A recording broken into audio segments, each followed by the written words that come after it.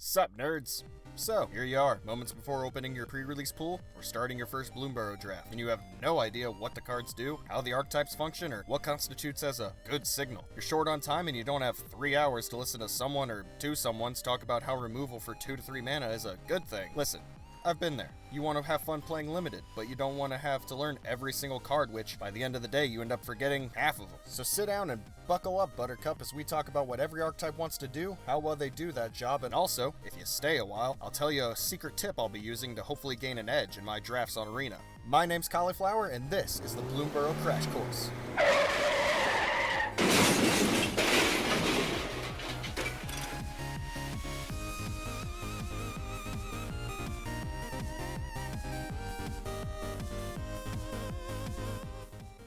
First, I'm going to talk about the 2 abilities that can be found in any archetype, Offspring and Gift. Cards with the ability Gift allow you to enhance the card's effect if you give your opponent something in return. Each spell will tell you to gift one of 3 options, either a food token, a tapped 1/1 fish token, or for them to draw a card. Once the gift is given, the entire spell resolves, so there's no way for an opponent to get a gift and then counter your spell. This mechanic is going to be one of the most annoying things in a while. Not because of it's powerful or weak, but because everyone at your LGS or on a live stream is going to be arguing for hours about whether it was a good idea to give the opponent a gift or not. In my opinion, almost none of them are worth it, unless the added effect will quickly finish the game so the advantage doesn't really matter. Although gifting a food is the least impactful one, it can still affect the game if you do it early. I think the exception are cards that can remove any creature if you give them a 1/1 fish, and I'd only really do that if the creature couldn't be stopped by any other means. Next is Offspring. Oh, I see the Geneva conventions aren't around on Bloomburrow. That's right, for the low cost of 2 additional mana, you may bring a child into battle for your opponents to deal with. All jokes aside, this ability is very powerful and the main reason you'll see a lot of token hate and 1 damage spells. When you cast the spell, pay an additional 2 mana and you will get a token that's a copy of that creature, except it's a 1/1. All of these cards have really good enter the battlefield abilities or triggered abilities, so being able to double up on them is really powerful. Every other mechanic in the set is tied to 10 tribes found in Bloomburrow, each represented by a specific creature type, found in 2 colors. Let's go one by one and talk about what each tribe is trying to do. The Black-Red Lizard deck is focused on making your opponent lose life, whether in combat or out of combat. Lizards are the school bullies of Bloomburrow. They found out that taking kids' lunch money during the week isn't ambitious enough, so they show up to your house on the weekends and give you your daily swirly. Ever the entrepreneurs, lizards not only attack fast and hard, but also have spells and abilities that deal damage on the main phases, which buff their lizards for making an even easier attack. The hard part is going to be really running out of steam. Make sure that you have creatures with repeatable effects that make your opponent lose life during the main phase or at the beginning of combat. This way you're constantly triggering your lizards and getting in as much damage as possible when they eventually stabilize. Green-White Rabbits is the token go-wide deck of the set. These rabbits are the soccer moms of Bloomburrow, which isn't really an insult as this mom's got a freaking frying pan. The game plan's simple. Make lots of tokens, attack all, and play as many +1/+1 to your teams as possible. This deck, if set up right, can consistently do 20 damage in 1 turn. But that's the important part, the setup. You're gonna have to be spending lots of turns building your board and yet somehow not blocking to lose these tiny 1/1s constantly, or not attacking into your opponent's 1/4s. And then during the draft portion, you're gonna have to draft a lot of cards that say target token or do something to a token, which isn't going to be good in very many decks, making you not as flexible and possibly drafting a dud. In all of my practice drafts, I think I got it 1 time and I wasn't really satisfied with it. This is definitely going to be the low floor, high ceiling archetype in Bloomburrow. If you like spinning a bunch of plates or managing dinner plans with 6 different friends and their stupid schedules, then the Bats deck is right for you. Their abilities all trigger off of either gaining or losing life, which takes the whole "your life is a resource" argument to a whole nother level. Your life total is going to be fluctuating constantly, but the hard part is going to be timing it so that the benefits on your cards trigger at the right times. Making sure you don't accidentally lose the game from playing too many black card draw spells is really going to be the challenge of this deck. But hey, if you can offset it with some life gain or attack really fast with all your flyers, you're going to pull off some great wins.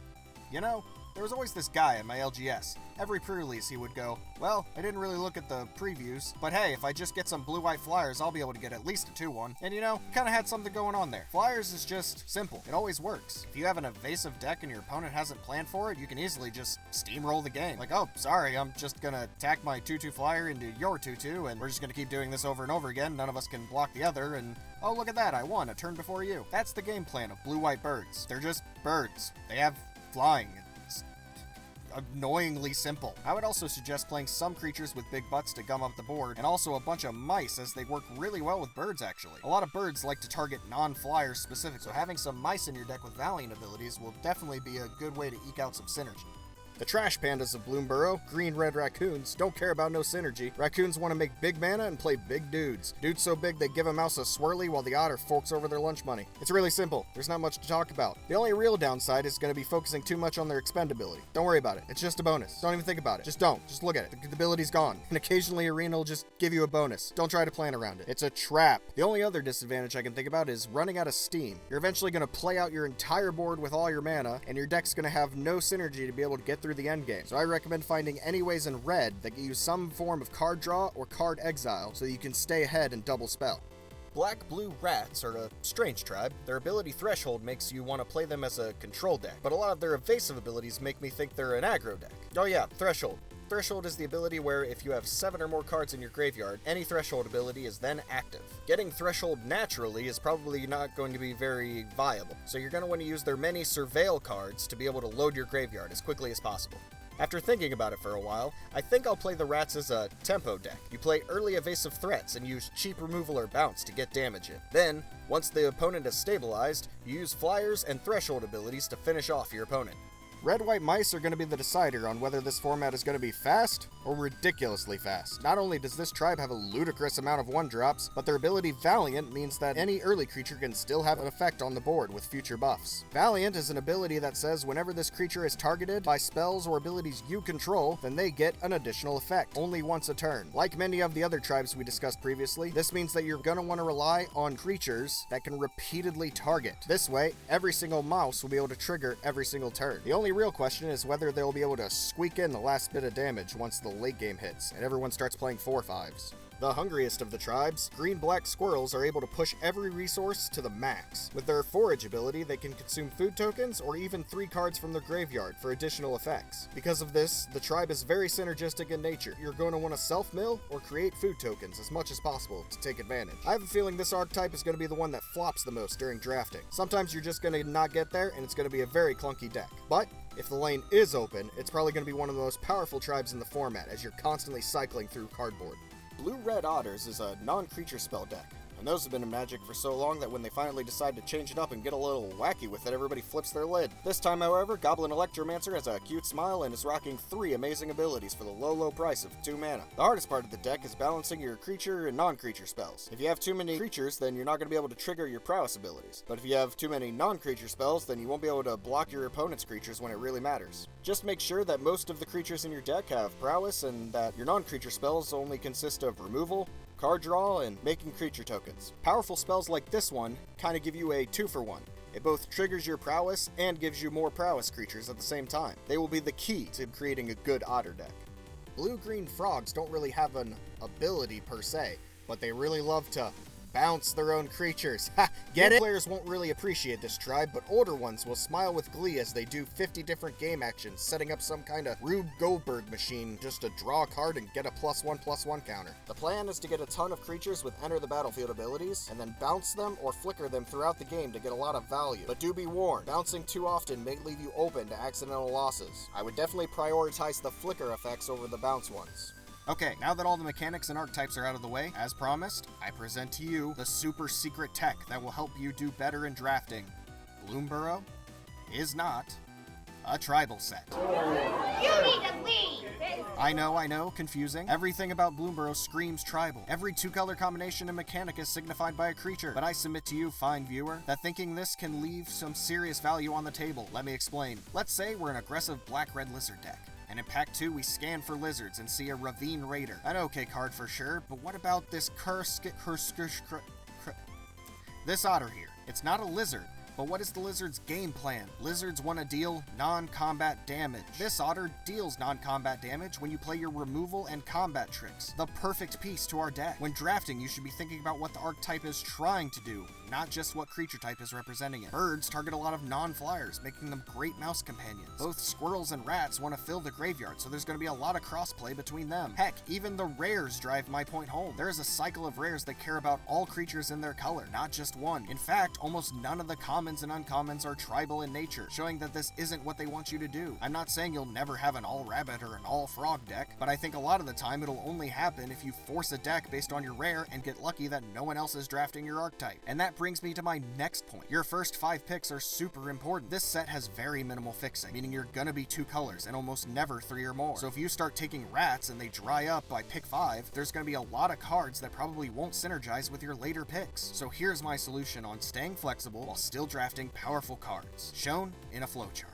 First, you start with, is there a powerful rare in the pack that is mono-colored, specifically mono-colored? If there isn't one, then we pick a removal spell. If there's no removal in the pack, we pick a powerful elemental or uncommon. The elementals don't get talked about a lot because they aren't the creature types from the 10 tribes. But as we discussed before, we aren't exactly creating tribal decks, and these things are powerful. The only one that I don't like a whole lot is the white one, but I'm sure it'll be good in like an aggressive deck, which is kind of White's thing. These cards are monocolor, so they will be played in like 40% of your decks, which is way better than if you first pick a 2-color rare that is only going to be in your bunny deck or your frog deck, since it only cares about the tribe it's representing. Back to the flowchart, if we can't find a good elemental, then we're going to go for hybrid cards or duo cards. Hybrid cards are amazing for staying open. Because they're technically monocolored for 2 colors, a hybrid card will be in a whopping 60% of your possible decks. The duo cards are good because they're synergistic between 2 archetypes, and usually the abilities that they do are synergistic between the 2. So even if you have to pivot from, say, a black-blue deck to a black-green deck, your Daggerfang duo is still very useful. And if you can't find any of these type of cards, just pick the best one that goes with your previous picks. I guess I technically never mentioned where the 2-color rares go in this flowchart, but I think that no matter what rule I decide, I'll end up breaking it. So if you see a powerful 2-color rare, you can pick it, just don't commit to it too early until maybe you've seen the 9th card of pack 1. And also understand that the flowchart really only applies to your first 5 picks of the draft. After pick 5, you should be seeing what people are not drafting and adjust. And by pick 9, you should really see what people are just leaving wide open on the table. Just remember, draft the archetype, not the tribe. So, with all that information, I made a tier list ranking every single archetype based on power and how easy I believe it'll be to draft these archetypes. On the bottom of the tier list is green-white rabbits and blue-black rats. Since I really don't have an idea of how exactly the rats are going to play, it's going to be very difficult to draft them correctly. So for now, I'm reserving them at the bottom, because I most likely will only be drafting them if I get a really powerful rare. The green-white rabbits deck is at the bottom because I think it's the most reliant on synergy, and although that synergy can be powerful, I think it's going to be too difficult to be able to get into early. Once again, I feel like you're going to be needing to get very lucky to get a perfect bunny deck. Next up the tier list, we have the 2 flying decks, black-white bats and blue-white flyers. Similar to the rabbits, black-white flyers relies a lot on synergy. If the deck doesn't come together, you basically just have a bunch of weak flyers that can't block and can't really attack. But if you do find the open lane, you'll have a very oppressive deck that is constantly gaining life and is unable to be stopped. There's definitely a lot of inevitability, but you have to be able to get those cards for it to work out. Blue-white flyers can be powerful. An evasive deck can just steal the game. But if one giant reacher is put in the way and you can't remove it, you're basically stuck on attacks and stuck on blocks like a rock in a hard place. Both of these decks obviously have powerful builds, but I think the juice might not be worth the squeeze. Next in the B tier, we have frogs and squirrels. Both decks are very synergy-based, but I think they're the most powerful synergy-based decks in the format. Both decks rely on getting to the endgame, where they can out-resource their opponents so much that it is impossible for them to win. As we've discussed before, there are some very fast decks in this format, so I can only put these decks so high because they can either be overrun, or a draft can go bad and you can have a not-so-powerful deck. Definitely keep your eyes open for signals in both frogs and squirrels, as moving into them a little bit earlier could be very beneficial. Now we're getting to the top 4 decks, and if you haven't noticed, all 4 of them are red. I didn't know this going into it, but apparently I have high expectations of the color red in this format. If I can just start every draft with that elemental boar first pick, then I think I'll be very happy just maneuvering my way to figure out what kind of flavor red I want to play that draft. And with that being said, in the A tier we have green-red raccoons and red-blue otters. Otters, like many decks before them, can fail if you don't get the synergy department, but a lot of the picks that you're going to make for the otter deck are just good cards. Either good prowess creatures or good removal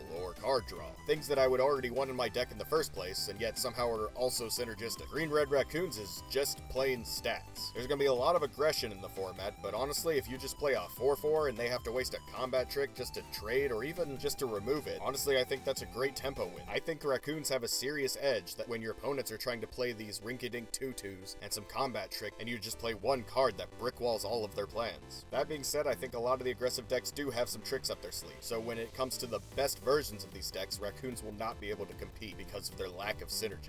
Now for the moment you've all been waiting for, and you can obviously tell what I believe are the top two decks in the format. Black-red lizards and red-white mice. Both decks can be extremely fast right out of the gate, but they also have synergies that can potentially finish off their opponent in the mid-game. Lizards have a lot of incidental non-combat damage, meaning if you can get your opponent down to 5 life, you could get lucky and some of your draws could finish off your opponent without ever getting into combat. Red-white's Valiant triggers can actually turn rinky-dink creatures into formidable opponents. And on top of that, a card like Crumb and Get It can help protect some of your more valuable pieces as you try an all-out swing. Looking at this tier list now, it seems I have very little faith in the color blue. This means I'm probably going to avoid blue in the first couple of picks and try to make it more of a support color. Meanwhile, if I pick a red card in the first couple of picks, I will be very happy as I have many decks to choose from that could be very strong in the format. But hey, maybe I'm completely wrong and a moron. All in all, I hope you learned at least a little bit during this crash course, and I hope I was able to entertain you along the way. I hope to get in a lot of drafts on day 1 in this format, so keep a lookout for those draft videos. I think they're going to be something you've never quite seen before. If I helped you out, if I entertained you, or if you have something to say to this ugly mug, make sure to leave it down in the comments below. I hope to see you back here real soon. Oh, and here's some Hooper Scotch so I don't get sued. Later, nerds!